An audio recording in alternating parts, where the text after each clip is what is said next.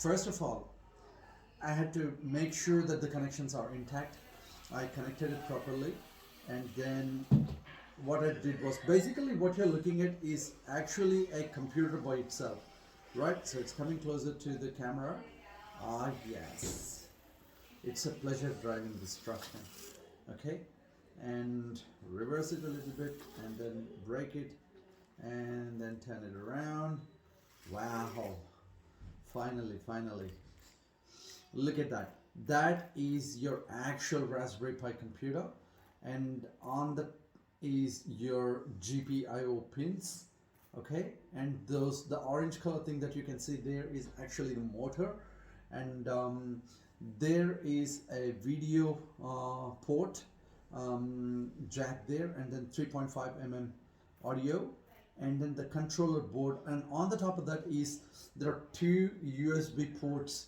One is for your keyboard and mouse, and another is for the internet. Now this internet actually is I linked it to my phone, and I hotspotted my phone, and this is linked to my phone. Now whatever is on the screen, what is there on its screen, so I have to go show that to you. Wow, Raspberry Pi desktop. See, that desktop is right there. That computer's desktop is right there. Can you believe that? Okay, it can run Python as well. It can run Python, and its desktop is prepared. And the mouse that I can move, so I can actually control it from the phone. If you see, I'll show you how I can control it from the phone, and it can also be controlled by my keyboard. So I'll go back to the program. The program is actually loaded here. It is actually still loading. So that computer's desktop is on this, and I was able to get that through VNC. Now, it can be controlled with this keyboard, and I also have a mouse, which I'm not using now, but if I just turn it around, see, perfect. See that? It's got two motors there, motor A and motor B, and it's got the ultrasonic sensor at the front. Okay, and I'm going to take it closer to the, oops, and if I press the space bar, and it goes in. Look at the two lights down the bottom. Yeah, two red lights on the bottom. They are nothing but the line sensor. Hopefully I should be able to make it follow the line like a Mars rover or something. It's closer. Oops. Nearly very close.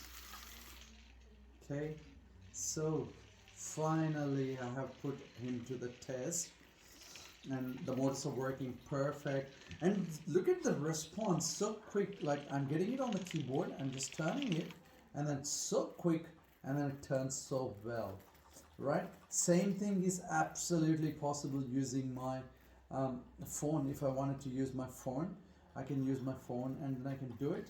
But yeah, for now, that's how I'm doing it. I'll just see if I'm going to do it with the phone as well. So first of all, I'll get the phone. All right, so let's go here. Oh yes, works with the phone, perfect. So I can control it both with my phone as well as with my keyboard.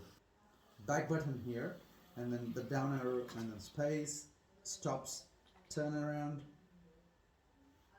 Yep, perfect.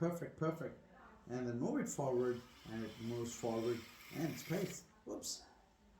Turn it around. Wow, that is just amazing. Just a pleasure to play around. There's an onboard computer, and there's a range of sensors that are there on that. You have the ultrasonic sensor, and you have the what do you call the line sensor, the light sensors.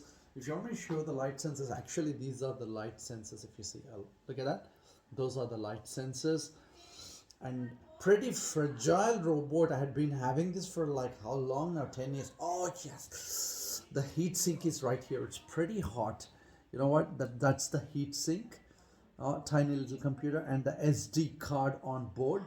That's your SD card, and here we go. That's my Raspberry Pi and Fortronics robot.